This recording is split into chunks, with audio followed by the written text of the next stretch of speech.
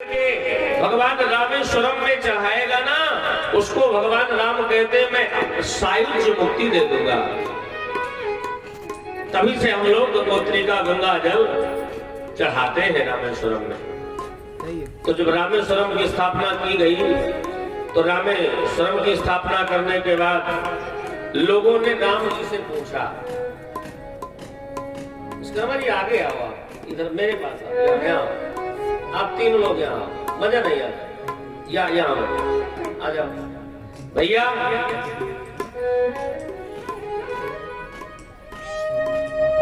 जब रामेश्वरम की स्थापना हो गई तो राम जी से पूछा गया कि राम जी आप ये बताओ कि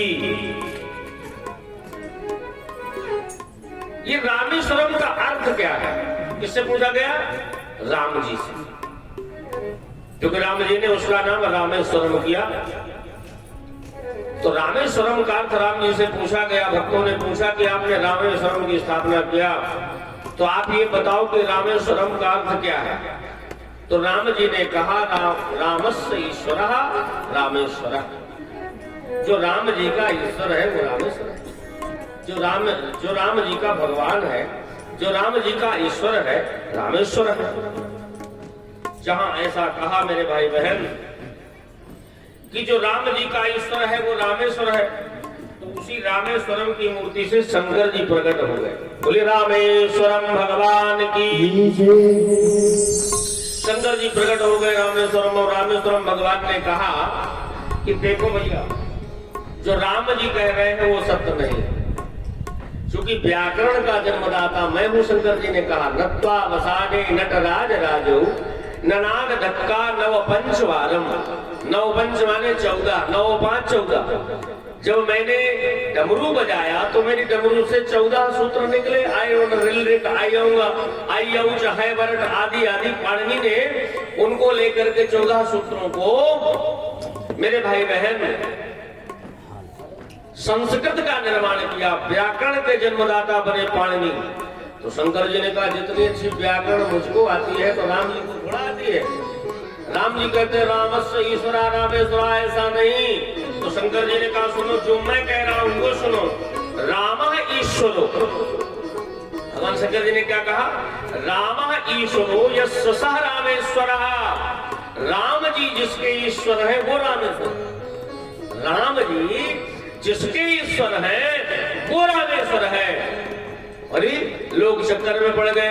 कोई कहता है जो राम का ईश्वर है वो रामेश्वर है, और कोई कहता है राम ईश्वरो यस्य सः रामेश्वर, राम जिसका ईश्वर है वो रामेश्वर है। अब विवाद होने लगा। तो वहां कुछ लोग संत बैठे हुए थे। तो किसी संत ने कहा, भैया विवाद क्यों करते हो? देखो सुनो, रामे यस्य ईश्वरः यस्य सः रामेश्वरः। किसी संत ने क्या कहा? रामे यस्य ईश्वरः यस्य सः रामेश्वरः। जो राम है वही शिव है, और जो शिव है वही राम है। राम और शिव में कोई भेद नहीं है। जो राम जी है वही शिव जी है, और जो शिव जी है वही राम जी। पर आजकल लोग बड़ी भेद बुद्धि लगाते हैं। कहते हैं देखो शंकर जी, कहते हैं शंकर जी अलग है और राम जी अलग है। नहीं नहीं नहीं, अगर राम जी को पाना चाहते हो, प्राप्त करना चाहते हो, तो राम जी की एक माला जपो और शंकर जी की भी एक माला जपो, तब राम जी खुश होंगे। और अगर शंकर जी को पाना चाहते हो तो शंकर जी की एक माला जपो और राम जी की भी एक माला जपो, तब शंकर जी की प्राप्ति होगी। ये मत सोचना कि राम राम राम राम कहने से राम जी मिल जाएंगे। जब तक शिव नहीं आएगा राम के साथ, तब तक राम नहीं मिलेंगे। और मेरे भाई बहन, शिव के साथ जब तक राम नहीं आएगा तो न राम की कृपा होगी और न शिव की कृपा होगी। हरि और हर ये दोनों एक हैं।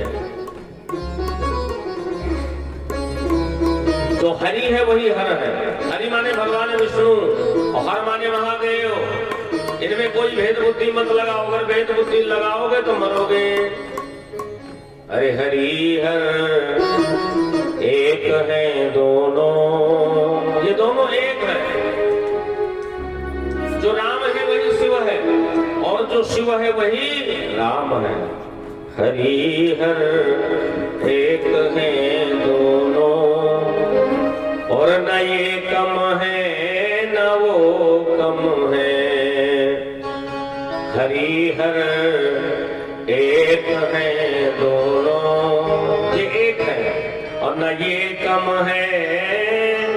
नहीं जो हमारे सामने बैठे हरि, न ये कम है और न वामदेवेश्वर बाबा कम है, बम्बेश्वर महाराज, ये दोनों एक है। केवल हम लोग भेद बुद्धि लगाए हैं कि हरि अलग है और हर अलग है। शंकर जी में तुलसी नहीं चढ़ती, नाना शंकर जी में तुलसी चढ़ती। हरि हर एक है दोनों, और न ये कम है न वो कम है। पता एक ने हरि अवतार में, रामावतार में समुद्र को डांट दिया, और एक ने मेरे भाई बहन राजा दक्ष का सिर कटवा दिया। अभी आगे कथा आप सुने ना पहले। और दोनों ससुर हैं। हरि के ससुर कौन है? भगवान नारायण के ससुर कौन है? सिंधु, सिंधु सुता प्रियकंता। लक्ष्मी जी का विवाह नारायण के साथ हुआ है। ये जमाता ना हुए, दामाद हुए रत्नाकर समुद्र। तो रत्नाकर की बेटी है लक्ष्मी। तो रिश्ते से देखा जाए तो समुद्र भगवान के ससुर है। पर रामा अवतार में अपने ससुर को डांट लगा दिया राम जी ने। विनय न मानत जलद जड़, गए 3 दिन बीत। ससुर साहब को डांट लगा दिया कि रास्ता नहीं दे रहे हो। हम जानते हैं कि तुमको जब तक कुछ ना कुछ हरकत नहीं दिखाई जाएगी। इन्होंने सिंधु को डांटा, राम जी ने सिंधु को ससुर को डांट दिया, और उन्होंने दक्ष सिर काटा। इन्होंने सिंधु को डांटा, और शंकर जी ने उन्होंने दक्ष सिर काटा। ससुर अपमान करने में, ससुर अपमान करने में, और न ये कम है न वो कम है। हरि हर एक है दोनों, न ये कम है न वो कम है। न हरि कम है और न हर कम है। न भगवान शंकर जी कम है और न राम जी कम है। भैया जो राम है वही शिव है, और जो शिव है वो राम है। शंकर जी भी नशेड़ी हैं। भंग का प्याला पीते हैं, विजया का प्याला पीते हैं। अपने जो राम जी नशा नहीं करते, राम जी भी नशा करते हैं, हरि भी नशा करते हैं। लेकिन हरि के नशा में और हर के नशा में अंतर है। पर नशा तो कहा जाएगा क्या? जो हमारे पर्वत में बैठे कैलाशपुरी में वो भंग पीते हैं। गंग भंग दो बहन है रहती शिव के संग। मेरे भाई बहन, तो वो पीते भंग का प्याला, कैलाशपुरी वाले बाबा, वो पीते भंग का प्याला। और जिनकी कथा सुन रहे हो, ये पीते प्रेम रस प्याला, वो पीते भंग का प्याला, और ये पीते प्रेम रस प्याला। नशे में दोनों रहते हैं, नशे में दोनों रहते हैं। न ये कम है न वो कम है। नशे में दोनों रहते हैं।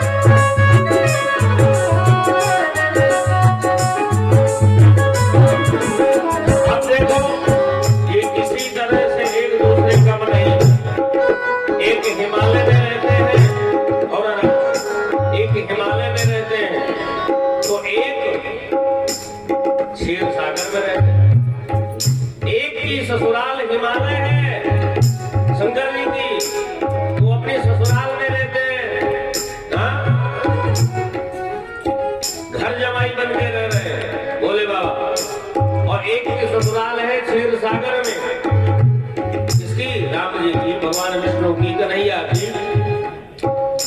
हाँ तो ये रहे थे क्षीर सागर में, ये रहते क्षीर सागर में, वो रहते हैं हिमालय में, ये रहते क्षीर सागर में, वो रहते दोनों ससुराल में रहते हैं। राम जी भी क्षीर सागर में ससुराल में, और हमारे भोले बाबा भी हिमालय में, हिमालय की बेटी थी पार्वती, वो भी ससुराल में। आए रहते क्षीर सागर में, वो रहते हिमालय में, ये रहते क्षीर सागर में, वो रहते ससुर घर दोनों रहते हैं, ससुर घर दोनों रहते हैं, न ये कम है न वो कम है, ससुर घर दोनों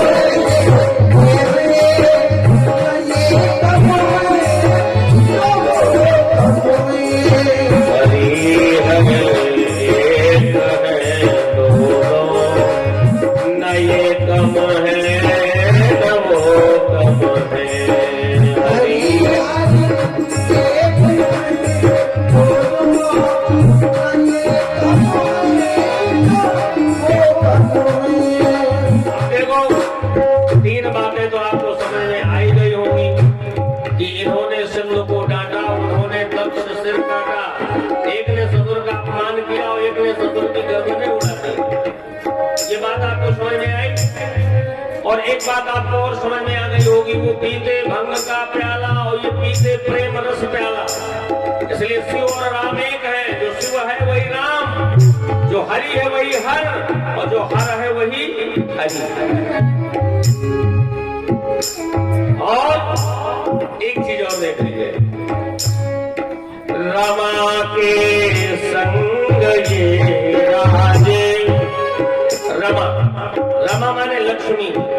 भगवान के चरणों को आपने देखा होगा फोटो में, भगवान क्षीर सागर में लेटे होते हैं और रमा लक्ष्मी भगवान के चरणों को दबाती रहती। रमा, कमला, भगवान क्षीर सागर की सैया पर है, और कमला जब भगवान के चरणों को महालक्ष्मी दबाती है, भगवान इतने कोमल है, इतने कोमल है, इतने कोमल है कि अब बताओ, कमल से कमला की उत्पत्ति है, कमल से कमला माने लक्ष्मी का प्रादुर्भाव। इसीलिए महालक्ष्मी जी में कमल का पुष्प चढ़ता है दीपावली में, रात्रि पूजा में। तो कमल कितना कोमल होता है, बहुत बारीकी से समझो घर कथा को। कमल की पंखुड़ी थोड़ा सा छू जाए तो टूट जाएगी, बिखर जाएगी। कमल इतना कोमल होता है। और जो कमल से पैदा हुआ होगा वो कितना कोमल नहीं होगा। कमल से जो पैदा हुआ होगा, कमल से कमला, महालक्ष्मी, जिनके हाथ में कमल होता है कमला के, लेकिन जब भगवान के चरणों को दबाती हैं तो भगवान के चरणों में दर्द होता है। नीलांबुजश्यामल कोमलांगम सीता समारोपित वाम भागम पाणौ महासायक चारु चापम नमामि राम रघुवंश। भगवान बड़े कोमल। तो हमारे राम जी हमारे नारायण जिसके साथ रहते हैं, रमा के संग ये राजे, रमा के संग ये राजे। रामा अवतार में सीता जी के साथ, कृष्णा अवतार में राधा जी के साथ, नारायण के रूप में महालक्ष्मी के साथ। हे रमा के संग ये राजे, उमा के संग वो राजे। रमा के संग ये राजे, उमा के संग वो राजे। प्रिया सम्मान करने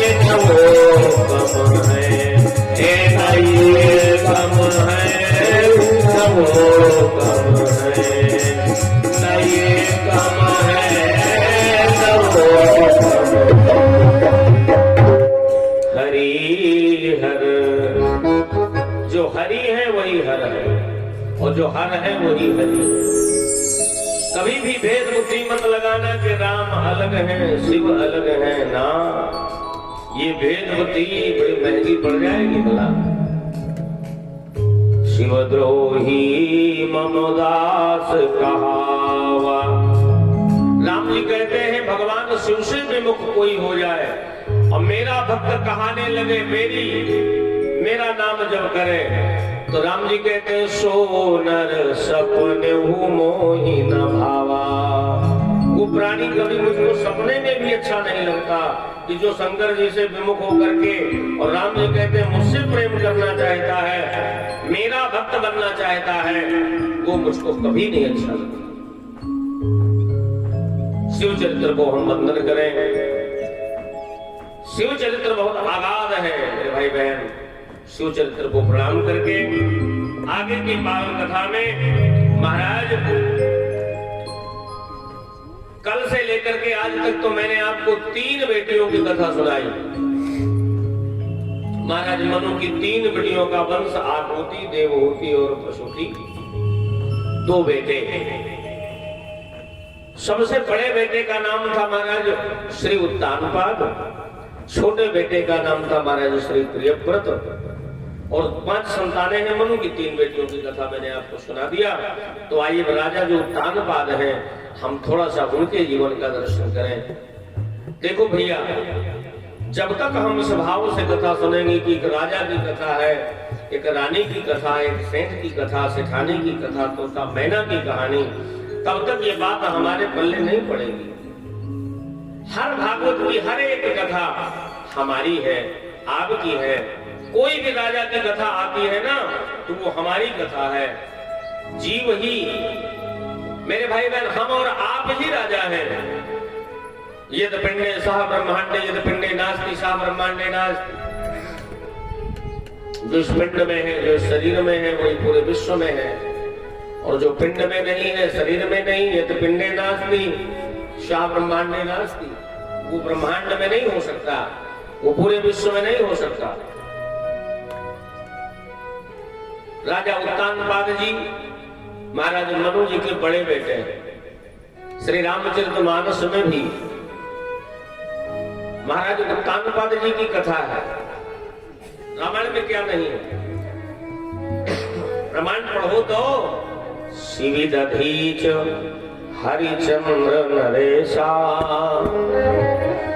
सहे धर्म हित कोटि कलेशा, नृप उत्तानपाद सुत जासु, और ध्रुव हरि भगत भयो सुत दासु। इतनी कथा एक लाइन में गोस्वामी जी ने उत्तानपाद जी का जीवन दर्शन करा दिया, और महाराज भक्त की ध्रुव जी की कथा सुना। प्रिय व्रत नाम जो दूसरे बेटे हैं, तो लघु सुत नाम प्रिय व्रत ताहि, लघु सुत नाम प्रिय व्रत ताहि, लघु सुत नाम वेद पुराण प्रसंग सही जाहि, वेद पुराण प्रसंग सही जाहि, लघु सुत नाम प्रिय व्रत ताहि, लघु सुत नाम प्रिय व्रत ताहि, वेद पुराण प्रसंग सही जाहि,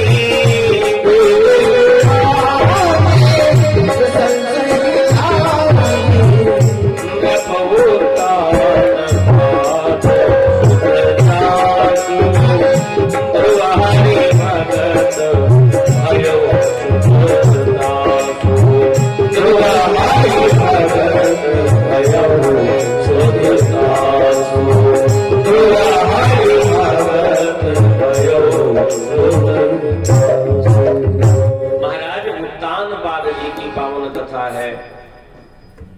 राजा श्री उत्तानपाद जी, उत्तानपाद माने हम, उत्तानपाद माने आप, उत्तानपाद माने जीव, ये हमारी कथा है। ये आपकी कथा है।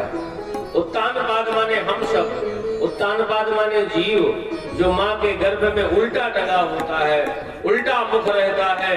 उत्तानपाद, उत्तान माने उल्टा, पाद माने पैर, वही तो जीव है, वही तो राजा उत्तानपाद है, वही तो हम है ना। अब बताओ, जो उल्टे पैदा होता है माँ के गर्भ में उल्टा रहता है, वो सीधा काम करेगा? वो सीधा काम नहीं करेगा, उसको चाहे आप जितना समझाओ। उत्तानपाद माने जीव, उत्तानपाद माने हम, उत्तानपाद माने आप। अब जीव की दो पत्नी है, जीव की, हमारी आपकी, आप कह दोगे दो कहां है? हम सबके तो सब एक पत्नी है ना, दो पत्नी है। एक है कुबुद्धि और एक है सुबुद्धि। सुंदर कांड में बाबा गोस्वामी जी कहते हैं, सुमति कुमति सबके उर राही और वेद पुराण निगम हस कहानी। एक है सुमति और एक है कुमति, मेरे भाई बहन, एक है सुबुद्धि और एक है कुबुद्धि। सुबुद्धि क्या कहती है? सुबुद्धि कहती है कि चल, बहुत आलस्य कर रहा है, भगवान की कथा हो रही है बाबूजी के यहाँ, विश्वकर्मा जी के परिवार में, निज निवास में, तो कथा सुन के आ। सुबुद्धि क्या कहेगी आपसे कि कथा सुन, सत्संग कर, भजन कर। ये क्या कौन कहेगा? ये सद्बुद्धि कहेगी, सुमति कहेगी। और सद्बुद्धि सुमति आपको भगवान की कथा में ले आएगी। लेकिन थोड़ी देर के बाद कुबुद्धि कहेगी कि चल उठ, हो गई कथा। अरे अब घर चल, चाय पीते हैं, थोड़ा मौज मस्ती से चाय पीते हैं और थोड़ा सा आराम करते हैं, थोड़ा सा नाती को खिलाते हैं। ये कौन कहेगा? ये कुबुद्धि कहेगी। अब कथा सुन लो। कथा तो बस इस प्रकार से है कि जब महारानी सुनीति को बहुत दिनों तक कोई संतान नहीं हुई, बड़ी वाली रानी को, देखो जिस वृक्ष में बहुत दिन तक फल नहीं लगते, वो वृक्ष का जो यौवन होता है, उस वृक्ष का यौवन यथोचित सुरक्षित रहता है। सुनीति के कहने से महाराज ने विवाह किया उत्तानपाद जी ने। राजा उत्तानपाद जी ने कहा कि तुम्हें कष्ट मिलेगा।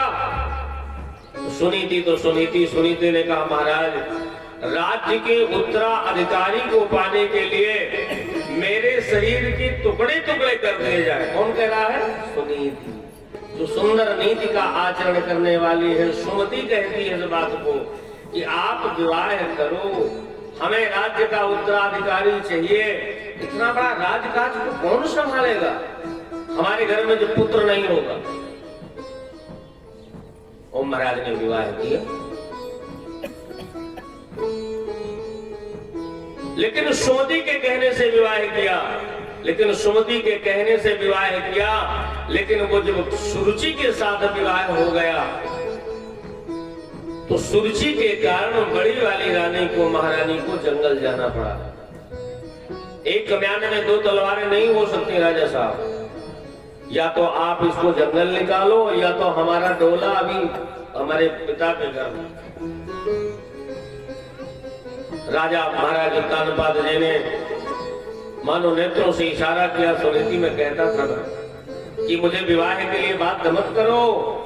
देखो, ये कहती है कि या तो मेरा डोला मेरे पिता के घर, और या तो इसको जंगल निकालो। राजमाता को, महारानी को जंगल निकाल दिया गया। मेरे भाई बहन, जंगल निकाल दिया गया और छोटी वाली रानी महलों में रहने लगी। ये भाग्य की प्रवंचना है। एक घास फूस की झोपड़ी में रह रही है और एक राजमहलों का सुख ऐश्वर्य भोग रही है। सुदिन सब साधे आराधे अनेकन देव, पर याद रखना याद इनके आवत न काहू करी दाया है। जाको अवशेष सुन श्रवण सकारे होत। जिन भगवान का नाम लेकर के सुबह हम लोग जगते हैं सीताराम सीताराम बोलते हैं, जाको अवशेष सुन श्रवण सकारे होत। और जब समय बिगड़ा ताको मुनिवेश कर कानन पठाया। उन्हीं राम जी को कानन जाना पड़ा, मेरे भाई बहन जंगल जाना पड़ा। ये समय की प्रवंचना। हाय जिन पिता के और प्रतापी चार चार लाल। और जब दशरथ जी का मरण हुआ तो क्रिया बिन बेहाल पड़ी आज जिनकी काया है। महाराज दशरथ जी का संस्कार करने के लिए चार बेटों में से कोई नहीं है। दो ननिहाल में है और दो जंगल में। हाय जिन पिता के ये प्रतापी चार चार लाल। पर क्रिया बिन बेहाल पड़ी आज जिनकी काया है। राम और सीता क्या बन के पठावन हेतु। ये राम और सीता क्या बन के पठावन हेतु। परवाह रे विधाता विचित्र तेरी माया है। बाहरे विधाता विचित्र तेरी माया है। समय व्यक्ति का एक जैसे नहीं होता। एक रानी राज ऐश्वर्य सुख महलों में भोग रहे हो, एक जंगल में। और विश्राम सागर में तो ऐसा लिखा है कि महारानी बड़ी रानी को सुनीति को केवल एक शेर जौ दिया गया। एक उसी एक शेर जवा को फुला करके कूट करके और वो अपने को रोटियां बनाते। भैया समय की प्रवंचना है। सबे दिन जात न एक समान। एक दिन राजा हरिश्चंद्र घर और संपत्ति मेरु समान। एक दिन राजा हरिश्चंद्र के घर इतनी संपत्ति थी, पर एक दिन जाए दोनों घर सेवक और अंबर हरत मसान। सबे दिन जात नए समान। सबे दिन जात नए समान। सबे दिन जात नए जात नए समान। सबे दिन जात नए समान। सबे जात नए समान। सबे दिन जात नए समान। सबे दिन जात नए। एक जैसा समय किसी का होता है क्या? जरा आप अपने पीछे वाले समय को झांक करके देख लो कि हमारा समय कैसा था। आज भगवान ने हमारा समय कैसा कर दिया है? जिसके पास में धन संपत्ति का अंबार लगा होता था, वो हमारे देखते देखते फुटपाथ में आ गया। हमको भगवान ने न जाने कहां से कहां एक खंड से दो खंड, चार खंड, एक प्लाट से चार प्लाट दिला दिया।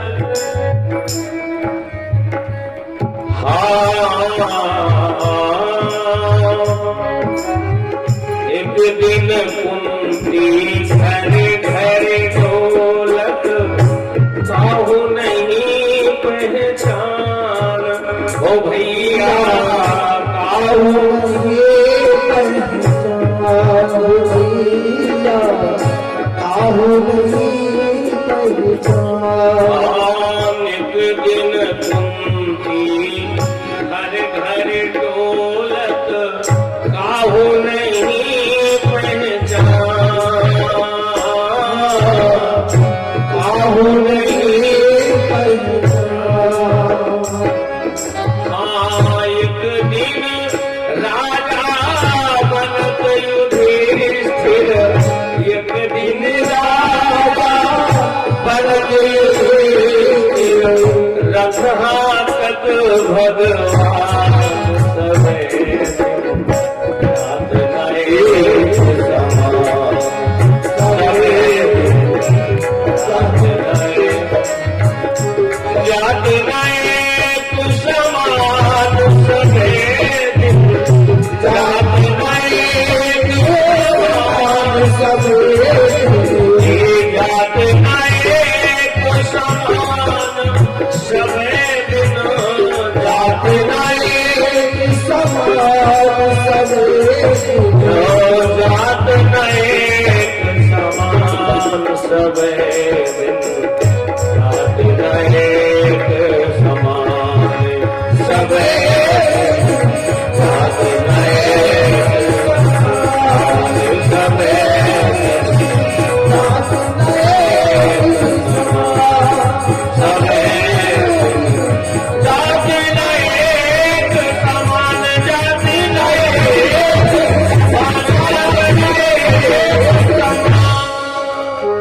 मेरे भाई बहन, सब दिन एक जैसे कहाँ होते हैं।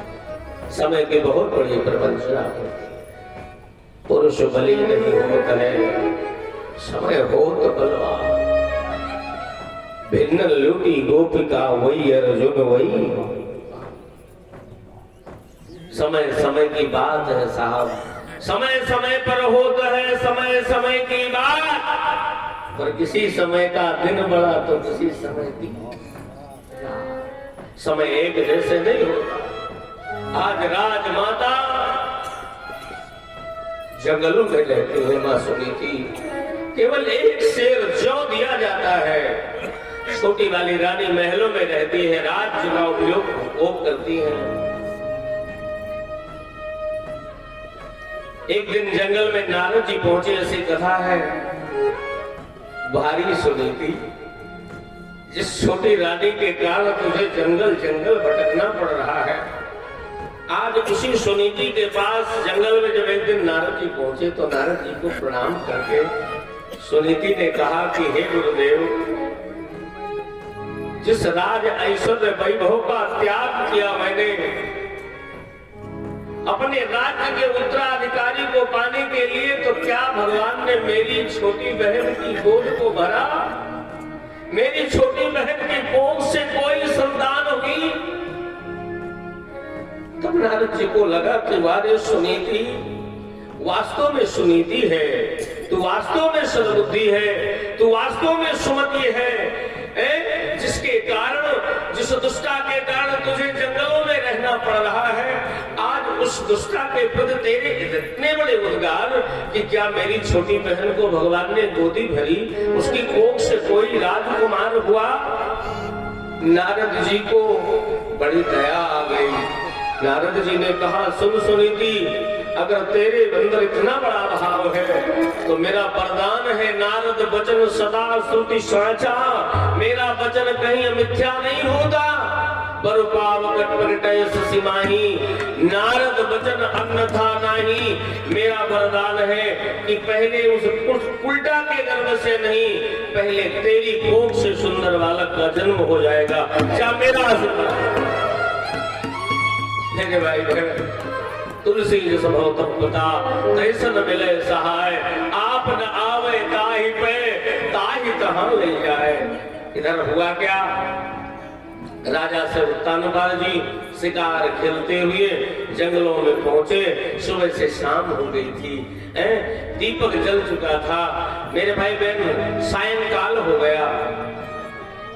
राजा रास्ता भूल गए अपने राजमहलों का, अपनी राजधानी का। और क्या था सुनीति के, एक दीपक टिमटिमा रहा था घास फूस की झोपड़ी में, उसे दीपक की। मेरे भाई बहन, प्रकाश को देखते हुए राजा उत्तानपाद जी सुनीति की कुटिया में पहुंचे। जब देखा सुनीति ने, मेरे स्वामी, अरे मेरा सौभाग्य, मेरा सौभाग्य। सुनीति ने परिचरणों में प्रणाम किया और राजा उत्तानपाद जी ने जब देखा कि आंसू डबडबा आए। उत्तानपाद जी मानो आंखों से कहते हैं कि सुनीति, मैंने तुमसे क्या नहीं कहा था कि तुम विवाह मत मेरा कराओ, पर तुम नहीं मानी। और आज देखो तो तुम्हें राजमहलों का ऐश्वर्य सुख छोड़ करके जंगलों का सुख व्यतीत करना, जंगलों का कष्ट झेलना पड़ रहा। और वही रात्रि के संयोग से भगवान के परम भक्त, परम लाडले, परम दुलारे श्री ध्रुव जी महाराज अपने मां के गर्भ में आ गए। समय व्यतीत हुआ। इधर जंगलों में बड़ी वाली रानी को एक बेटा हुआ और जो राजमहलों में सुख भोग रही थी सुरुचि महारानी, छोटी वाली रानी को भी एक बेटा पैदा हुआ। हमारे विश्राम सागर में कहा, उत्तम नाम सुरुच सुत जायो, ध्रुव सप्रेम हरि वेदन गायो, ध्रुव सप्रेम हरि वेदन गायो। महारानी सुनीति का बेटा जिसका नाम हुआ ध्रुव, बालक ध्रुव, भक्त ध्रुव, और छोटी वाली रानी का बेटा जिसका नाम हुआ उत्तम कुमार। दोनों बालक बड़े होने लगे। एक बालक जंगल में रह करके बड़ा हो रहा है, एक बालक महलों में बड़ा हो रहा है। बालक ध्रुव जब 4-5 साल के हुए तो एक दिन माँ को प्रणाम किया और माँ से कहा, माँ ये बता कि जब मैं बच्चों के साथ खेलता हूँ, खेल खेलता हूँ, तो बच्चे कहते हैं कि ध्रुव को बाप नहीं है, ध्रुव को पिता नहीं है। क्या माँ, मुझको भगवान ने पिता नहीं दिया? माँ ने सोचा कि कहीं मेरे बालक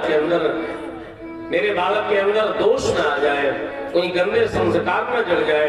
तो माँ ने कहा, बेटा तेरे जैसे पिता किसके होंगे? देख देख देख, ये जो राजमहल दिख रहे हैं, बड़े बड़े अट्टालिकाएं, बड़ी बड़ी बड़ा बड़ा नगर, बड़े बड़े दरवाजे, राजमहल, यहाँ के राजा हैं तुम्हारे पिताजी। तो ध्रुव जी ने कहा, माँ ये बता कि आज तक तो मैंने पिता का दर्शन नहीं किया, क्या तुम्हारी पिताजी से कोई अनबन है? क्या पिताजी से तुम्हारा मनमुटाव है? आज तुमने बता दिया कि तुम्हारे पिता वहां के राजा हैं, तो मैं जाऊंगा और मैं प्रणाम करूंगा और प्रणाम करके पिताजी से कहूंगा कि पिताजी आप माता जी के पास चलो। सुनीति ने कहा, मत जाना, मैंने तुमको बता दिया, वहां जाना वाना नहीं। ध्रुव जी ने कहा, नहीं आज तो जाऊंगा। छोटे से बालक ध्रुव जी खेलते खेलते, खेलते कूदते और पिता की राजधानी में पहुंच गए। पिता महाराज उत्तानपाद जी छोटी वाली रानी के बेटे उत्तम कुमार को गोद में लिए हैं और दुलार कर रहे हैं, प्यार कर रहे हैं कि बड़ी वाली रानी का बेटा सामने खड़ा है। देखो, पिता की आत्मा ही पुत्र के रूप में पैदा होती है। कभी कभी बाप और बेटे की एक जैसी शक्ल दिखती है, हाँ, कभी कभी एक जैसी शक्ल, हूबहू शक्ल दिखती है। पिता की आत्मा ही तो पुत्र के रूप में पैदा होती है। तो पिता ने सोचा कि ये बड़ी वाली रानी का बेटा है, छोटी वाली रानी के बेटे को मैं उतार दूं और बड़ी वाली रानी के लड़के को थोड़ा सा गोद में ले लूं, ये भी तो मेरा है। और छोटी वाली रानी के बेटे को उतारा और बड़ी वाली रानी के बेटे को उठा करके गोदी में नहीं बैठा पाए। उतने में न जाने वो कहां से देख रही थी वो सुरुचि कि वो आई और महाराज ध्रुव जी को पकड़ा और पकड़ करके राजा की गोदी से नीचे पटक दिया और डांट करके उंगली दिखा के क्या बोलते, नवत्स नृपते विष्णम भवानारुमर्हति। शिकायत क्या किया? नवत्स नृपते विष्णम भवानारुमर्हति। मेरे भाई बहन, अरे बालक, नागृहीतो मया यत्त्वम् उच्छावपि कृपात्मजः। अरे राजा के लड़के, अगर तुम्हें राजा की गोदी में बैठने का इतना ही शौक था तो तुम मेरी कोख से पैदा होते, मेरे गर्भ से जन्म धारण करते। देख सुन, अगर तुम्हें राजा की गोदी में बैठने का इतना ही उत्साह है तो एक काम कर, तपसा आराध। कभी कभी शत्रु भी बहुत अच्छी बात कह देता है, बस केवल समझना चाहिए। तपसाराध्य पुरुषम तस्यैवानुग्रहेण में गर्भे त्वानुसाधयात्मानम पुच्छावपि नृपात्मजः। अरे राजा के लड़के, अगर पिता की गोदी में बैठना है तो पहले तपस्या कर। बहुत अच्छी बात, हर व्यक्ति को तपस्या करनी चाहिए। संसार में आज तक कोई भी साधन, जब तक कोई साधना नहीं की गई तब तक कोई साधन नहीं मिला। जब बालक साल भर पढ़ता है तभी वो अच्छा विद्यार्थी माना जाता है। कठिन परिश्रम जो कोई करता, सच्ची शिक्षा पाता है। सारे धन मिट जाते हैं पर विद्या धन नहीं बट पाता है। साल भर जब एक कुशल विद्यार्थी, मेरे भाई बहन, परिश्रम करके विद्यार्जन करता है, विद्याध्ययन करता है, तो पढ़ने वाले की ही तो परीक्षा होती है। आईएएस बनता है, बीसीएस निकालता है, न जाने कितनी कितनी परीक्षाओं में भाग लेता है। गेहूं का एक दाना, चने का एक दाना, कभी आपने सोचा है कि एक दाना वो जमीन के अंदर 5 महीने 7 महीने वो एक गेहूं का दाना इस तरह की लू सहता है, धूप सहता है, ठंडी सहता है, पानी सहता है, बर्फ सहता है, तो क्या वो तपस्या नहीं है? गेहूं का एक दाना, अन्न का एक दाना, न जाने 6, 7, 8 महीने जमीन के अंदर पड़ा सड़ता रहता है, और जब इतनी तपस्या करता है तो एक पौधा बनता है, एक वृक्ष बनता है, फिर उसमें बालियां निकलती हैं, फिर उस एक दाने से 1000 दाने मिल जाते हैं। ये महाराज क्या है? यही तो तपस्या है। तपस्या के बिना संसार में कुछ भी संभव नहीं। साधना के बिना इस संसार में कोई साधन नहीं है। चाहे आप किसी को देखो, जिसने जितना किया है, पुरुषार्थ करने से उसको उतना मिला है, पुरुषार्थ करने से उसका भाग्य उतना, मेरे भाई बहन, चमका।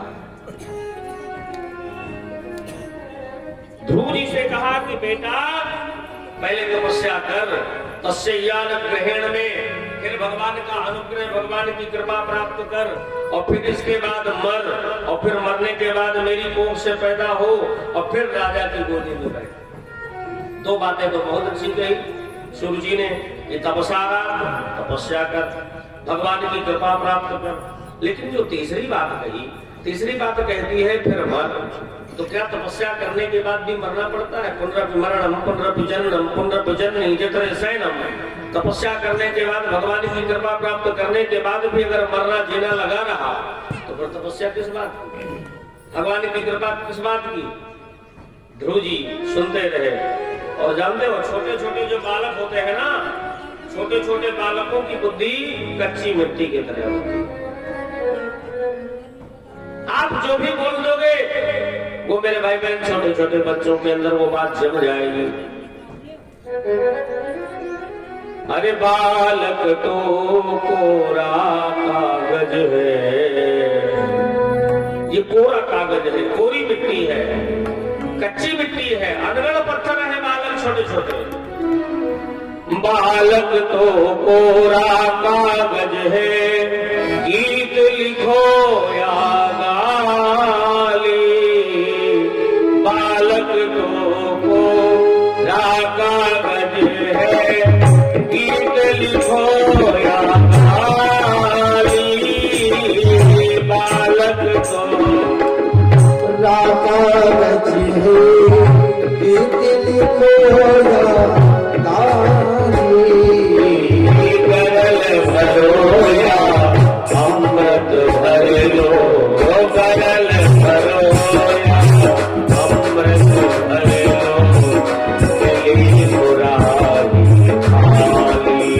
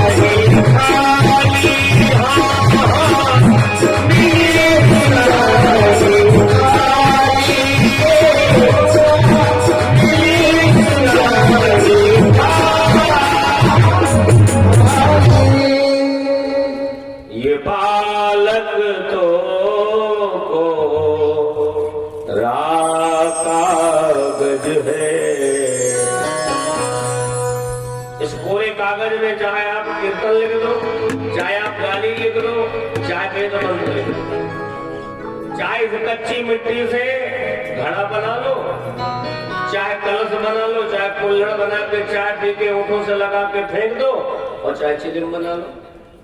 ये काम है माता पिता का। ये अनगढ़ पत्थर है बच्चे, चाहे राम की मूर्ति निकाल लो, चाहे कृष्ण की मूर्ति निकाल लो, चाहे हनुमान जी की मूर्ति निकाल दो पत्थर से, और चाहे मेरे भाई बहन रावण की मूर्ति निकाल दो। इन बच्चों को कुंभकर्ण बना दो, रावण बना दो, चाहे राम कृष्ण बना दो, चाहे हनुमान बना दो। ये काम किसका है? माँ बाप। ध्रुव जी अपने हाथ को ऐसे पकड़े हुए और जंगल की तरफ चल पड़े। माँ सुनीति मिली। माँ सुनीति ने कहा, बेटा क्या हुआ? मेरे लाल, तुझे किसने मारा? तुझे किसी ने कुछ कहा? देखिए ध्रुव जी चाहते तो कह देते कि माँ, छोटी वाली मैया ने मुझे दुर्वचन कहे, छोटी वाली माँ ने मुझको पिता की गोदी से उठा के पटकाए। चल, माँ कहती कि मैं भी तो उनकी पत्नी हूँ, मैं भी उनसे जाकर के उल्लंघना करूंगी। लेकिन नहीं, ध्रुव जी ने ऐसा नहीं कहा। ध्रुव जी ने हाथ जोड़े और ध्रुव जी माँ के चरणों में प्रणाम करके बैठ गए और कहा, माँ ये बता, मेरा एक प्रश्न है, पहले ये बता तू रो क्यों रहा है? ना, मैं रो नहीं रहा माँ, मेरा प्रश्न है माँ। क्या प्रश्न है तेरा? माँ, अगर भगवान की तपस्या किया जाए तो क्या पिता की गोदी मिल जाएगी? देखो ये बात बढ़ गई ध्रुव जी के अंदर। माँ ने कहा, बेटा ये किसने कहा? किसने बताया तुझे? छोटी वाली माँ ने कहा है कि तपसारात, भगवान की तपस्या करने से पिता की गोदी मिल जाती है। वारे सुनीति, वारे सदपति, वारे सुमति। सुनीति मैया ने कहा, लाल, भगवान की तपस्या करने से पिता की गोदी तो बहुत छोटी होती है मेरे प्यारे, मेरे दुलारे, मेरे ध्रुव। भगवान की तपस्या अगर कर लिया जाए, भगवान को अगर प्रसन्न कर लिया जाए मेरे लाल, तो परम पिता भी मिल सकता है, परम पिता की गोदी मिल सकती है। पिता तो बहुत छोटा है, पिता की गोदी तो बहुत छोटी है। ध्रुव जी का विश्वास अटिक हो गया। ध्रुव जी ने कहा, तो माँ एक बात सुन, मेरे प्रश्न का उत्तर मिल गया कि भगवान की तपस्या करने से पिता, छोटी माँ तो कह रही थी पिता की गोदी मिल जाएगी, और तुम कह रही हो परम पिता की गोदी। तो एक काम कर, मेरा टीका कर, मेरे सिर पर दोनों हाथ रख दे, मैं परम पिता को प्राप्त करने जा रहा हूँ। सुनीति ने कहा, सुनीति ने वचन बदल दिए। सुनीति के अंदर पुत्र वात्सल्य आ गया, पुत्र भाव आ गया। सुनीति ने कहा, बेटा भगवान को पाना इतना सरल नहीं है, भगवान को पाना इतना सहज नहीं है मेरे लाल कि भगवान इतनी जल्दी मिल जाएंगे, भगवान को पाना बहुत कठिन है। ध्रुव जी ने कहा, माँ संसार में जब जब किसी ने भगवान को पाया, जब जब भगवान को किसी ने प्रसन्न किया, तो उसके माता पिता का आशीर्वाद रहा। माँ संसार में किसी महापुरुष की जीवनी खोल के देख लो, उसको भगवान मिले तो उसके माँ की कृपा थी, उसके पिता की कृपा थी। और मैं एक विनती के साथ आपसे विनती पूर्वक कहना चाह रहा हूँ, अगर आप सोचो कि माँ माहेश्वरी प्रसन्न हो जाए, माँ भद्रकाली प्रसन्न हो जाए बाबूलाल चौराहे वाली, और हमारे घर की जो जीती जागती माँ है, हमारे घर के प्रत्यक्ष देवी देवता है, हमारे माता पिता, हम इनकी सेवा न करके भद्रकाली को खुश कर लें, माहेश्वरी को प्रसन्न कर लें, तो कभी ये परिकल्पना करना छोड़ दीजिए कि अगर घर के माँ बाप प्रत्यक्ष देवी देवता हमारे ऊपर खुश नहीं है, तो वो बाबूलाल चौराहा वाली खुश होने वाली नहीं है, वो चौक बाजार की माहेश्वरी प्रसन्न होने वाली नहीं है, वो वैष्णो माता प्रसन्न होने वाली नहीं। चाहे नाक रगड़ दो, जब जब भगवान मिले इस दुनिया में किसी महापुरुष को, जो कर न सका पितु को प्रसन्न, जो कर न सका ये पितु को प्रसन्न, वह परम पिता को क्या जाने। जो कर न सका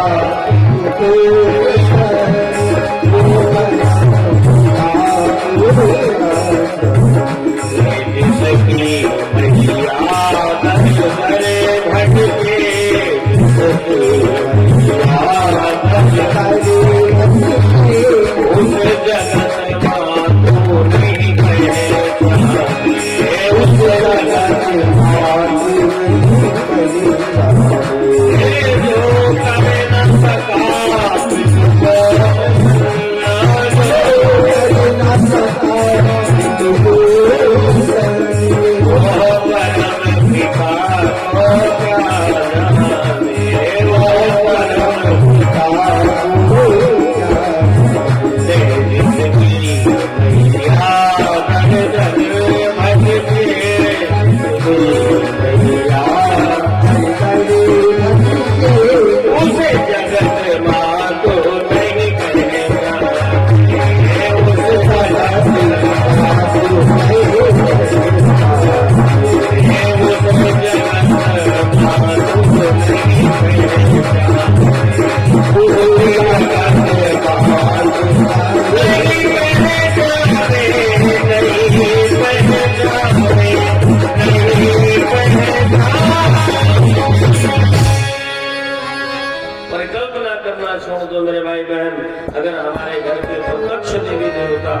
हमारे माँ बाप खुश नहीं है, तो वो देवी माँ प्रसन्न हो जाएगी, वो वैष्णव माँ प्रसन्न हो जाएगी। केवल यात्रा करोगे, परिश्रम करोगे, पैसा रुपया बर्बाद करोगे, वैष्णव माता नहीं प्रसन्न होगी। जैसे कोरे जाओगे तो कोरे चले आओगे। अगर हम चाहते हैं तो हम घर के माता पिता को खुश रखें। घर की संतानों का प्रथम कर्तव्य है, प्रथम दायित्व है, जो हमारे घर में प्रत्यक्ष देवी और देवता है। मातृ देवो भव, पितृ देवो भव, आचार्य देवो भव। अगर ये प्रसन्न हो गए तो बम्बेश्वर बाबा प्रसन्न हो जाएंगे। मेरे भाई बहन, भगवती वैष्णो माता, माहेश्वरी माता, महाकाली माता प्रसन्न हो जाएगी। कभी सोचा है कि अपने हम माँ बाप में 2, 4, 5 संतानें हैं तो हफ्ते में एक दिन सेवा का समय ले लेंगे तो हफ्ते में सभी संतानों के द्वारा माता पिता की सेवा हो जाएगी। अपने माँ बाप की सेवा हफ्ते में एक दिन, हम 5 संतानें हैं, 4 संतानें हैं, 2 दिन सेवा कर देंगे। लेकिन उस जगत माता की लाखों, करोड़ों, अरबों, खरबों संतानें हैं। पूरा संसार उस परमात्मा का है। सब मोहि प्रिय, सब मम उपजाए, सब मेरे हैं, सब मेरे उपजाए हैं। उसको सब अच्छे लगते हैं। भगवान कहते हैं सबते अधिक मनुज मोहि भाए। तो क्या उन भगवान की परमात्मा की अरब खरब संतानें हैं, तो क्या कभी सोचे हो कि 1 मिनट का भी समय हमें मिल जाएगा, हमारा नंबर लग जाएगा कि हम परमपिता की सेवा कर लेंगे, जगत माता की सेवा कर लेंगे? ध्रुव जी ने कहा, माँ संसार में आज तक जिसको भी भगवान मिले माँ, माता पिता की कृपा से मिले माँ। मेरा विश्वास है माँ कि अगर तुम मुझे आशीर्वाद दे देगी ना तो मैं भगवान को बहुत जल्दी प्राप्त करूंगा। वारे माँ का वात्सल्य, वारे माँ का प्रेम, माँ के जैसा वात्सल्य, माँ के जैसा प्रेम साहब, माँ की जैसी करुणा, माँ की जैसी दया, माँ के जैसे पुत्र का वात्सल्य। पुत्र परदेश में रहता है भला, पर माँ उसको बार बार सचेत करती है, बेटा अपने स्वास्थ्य का ध्यान देना, जो बचे तो घर भेज देना, ना बचे तो कोई बात नहीं, पर अपने शरीर पर लगाना, खाना भला लापरवाही न करना। माँ का हर दिन में जब तक 2-4 बार अपने बेटे से, पहले तो पत्र व्यवहार चलता था, अब आजकल तो मोबाइल सुविधा है, 2-4 बार जब तक बेटे की खबर नहीं ले लेती, बाप बेटा व्यस्त है, बिजी लाइफ है उसकी, पर माँ जब तक 2-4 बार उससे बात नहीं कर लेती तो माँ को भोजन नहीं है। भैया संसार में हर चीज को तौलने के लिए, मापने के लिए कोई ना कोई पैमाना तैयार है, किया गया है, पर माँ के ममत्व को, माँ की ममता को तौलने के लिए आज तक कोई पैमाना नहीं बनाया गया। आज तक मेरे भाई बहन कोई तराजू नहीं बनाया गया। इतनी महान है माँ कि अपने ब्लड को, अपने रक्त को, अपने बच्चे के प्रेम में है कोई मशीन दुनिया में कि जिस मशीन में मेरे भाई बहन खून डाल दिया जाए तो दूध बना करके वो मशीन दे दे, पर ये माँ ऐसी मशीनरी है कि अपने बच्चे के ममत्व में, प्रेम में, अपने ब्लड को, रक्त को दूध बना देती है मेरे भाई बहन, और अपने बच्चे को, अपने ब्लड को दूध बना करके पिला देती है। इसी के पिता के ऋण से एक बार बालक ऋण हो सकता है, पर माँ के ऋण से बालक ऋण नहीं हो सकता। हाँ, वो माँ कह दे, आ बेटा, हाँ तूने मेरी बहुत सेवा किया, अब तो मेरा अंतिम समय है, आ मैं तेरे सिर पर दोनों हाथ रख दूं लाल, तो मेरे दूध से मुक्त हो गया, तो मेरे दूध से उऋण हो गया, तो मेरे भाई बहन हो सकता है कि वो माँ का लाल उऋण हो जाए, पर आज तक दुनिया में मेरे भाई बहन माँ के ऋण से भगवान भी नहीं, राम कृष्ण भी नहीं उऋण हुए। 7वें दिन की कथा में आप सुनोगे, जब भगवान के प्रधान जाने का समय हुआ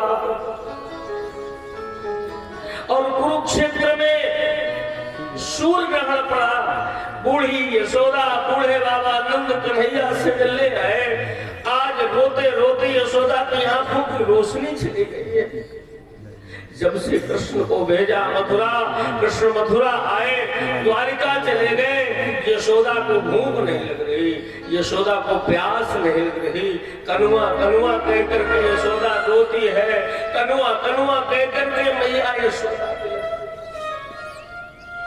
मेरे भाई बहन 100 साल के बाद जब कुरुक्षेत्र की धरती में सूर्य ग्रहण लगा तो मैया यशोदा ने कहा बाबा नंद से, बाबा सब लोग सूर्य ग्रहण का दर्शन करने आवेंगे बाबा, तो क्यों हम भी ना चले, शायद हम वहां चले तो हमारा कनुआ हमें मिल जाए, क्योंकि 100 साल हो गए मेरे कनुआ को मुझसे बिछड़े हुए।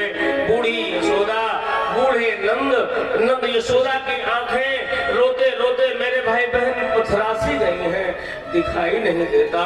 जो कोई मिलता है सबसे यशोदा कहती है, भैया कहाँ से आए हो?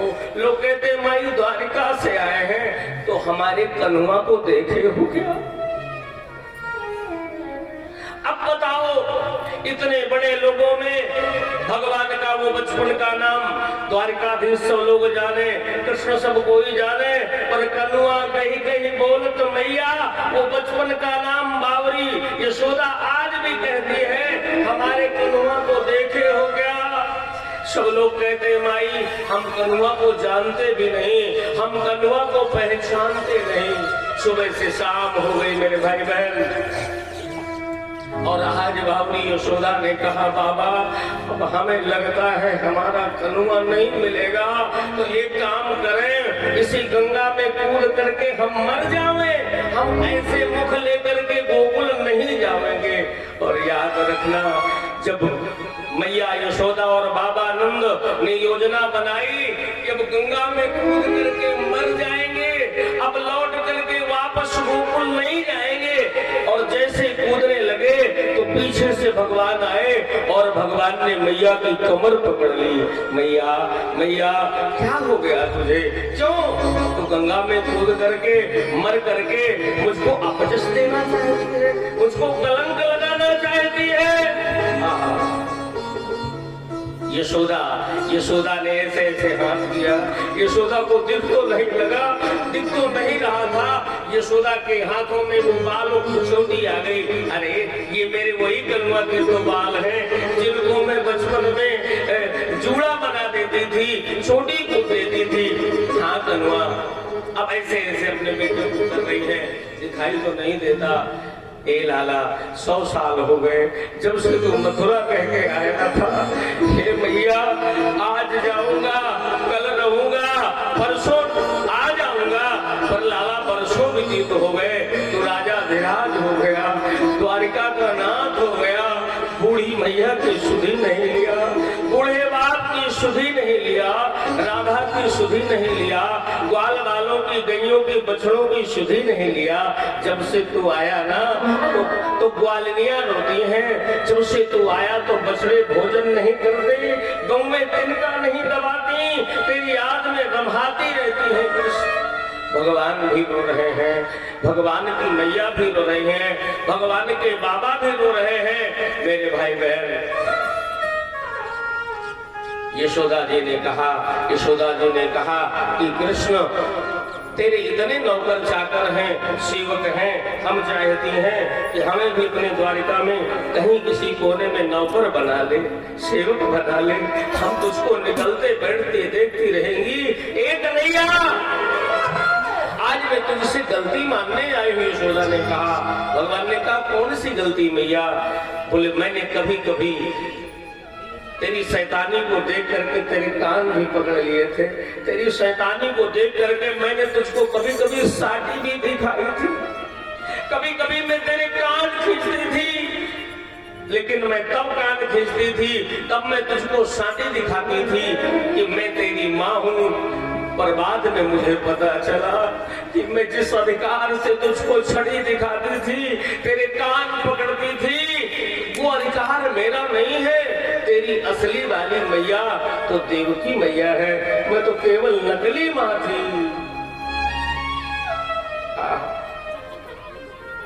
मैं तो केवल नकली माँ थी। तब मेरे भगवान ने कहा माँ जब से आया मथुरा, जब से आया मैं द्वारिका, तब तक तेरी कसम खा के मां कहता हूं, तब से तेरे कृष्ण ने आज तक पेट भर भोजन नहीं किया। जब माँ देवकी मुझे छाछ परोस देती थी भोजन की थाल में, तो मैं छाछ को देखता था, माखन मिश्री को देखता था माँ, और जब मैं छाछ देखता था तो मेरी गोपियां याद आ जाती थी, माखन मिश्री का लोना देखता था तो मेरी यशोदा याद आ जाती थी। और एक दिन मैंने ऊधो से बुला के कहा, ऊधो मैं खाऊं तो, लेकिन खाऊं कैसे? मेरी थाली में जब छाछ देखता हूँ, माखन मिश्री देखता हूँ, तो यशोदा मैया की याद आ जाती है, ग्वाल बालों की याद आ जाती है, गोपियों की याद आ जाती है। हे उद्धव, अगर तुम चाहते हो कि मैं पेट भर भोजन करूं, तो मेरी मैया देवकी से कह दो कि आज के बाद मेरी थाली में छाछ न परोसे, आज के बाद से मेरी थाली में माखन न रखे, आज से बाद मेरी थाली में मिश्री न रखे। मुझे देवकी माँ याद आती है, मुझे यशोदा माँ याद आती है। मेरे भाई बहन, मुझे गोपियां याद आती हैं, मुझे ग्वाल वाले याद आते हैं। भगवान ने यहाँ पर इतनी बढ़िया बात कही। देखो भगवान ने भी माता पिता का सम्मान किया। भगवान ने कहा यशोदा मैया, अगर ये कृष्ण अपने पूरे शरीर की चमड़ी उतार दे मां, ये कृष्ण ध्यान दीजिएगा, ये कृष्ण मां अपने शरीर की चमड़ी उतार दे, तेरा ये कनुआ, अरे बावरी यशोदा मैया तेरे चरणों की ज्योति बनवा दे ये कृष्ण, तो भी ये कृष्ण तेरे ऋण से कभी ऋण नहीं हो सकता। तेरा मारना, तेरा डांटना, तेरा छड़ी दिखाना, तेरा बहाना भी मुझे बहुत अच्छा लगता था। मैं ब्रज में आकर के तुझे आनंद देने के लिए आया था। मां तेरे पैरों की जूती बनवा दूं अपनी चमड़ी से। भगवान कहते हैं तू भी तेरा ये कनुआ, तेरा कृष्ण तेरे ऋण से कभी ऋण नहीं हो सकता। उन संतानों से मैं विनती करता हूं जिस मां ने 9 महीने अपने बालक को गर्भ में रखा,